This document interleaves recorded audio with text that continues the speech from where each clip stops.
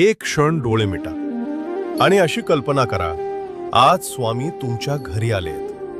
दार उघडताच समोर स्वामी उभे आहेत. शांत चेहरा, डोळ्यांत माया.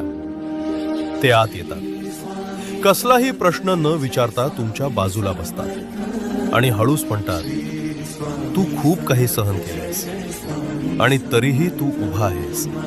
हेच तुझं खरं सामर्थ्य आहे.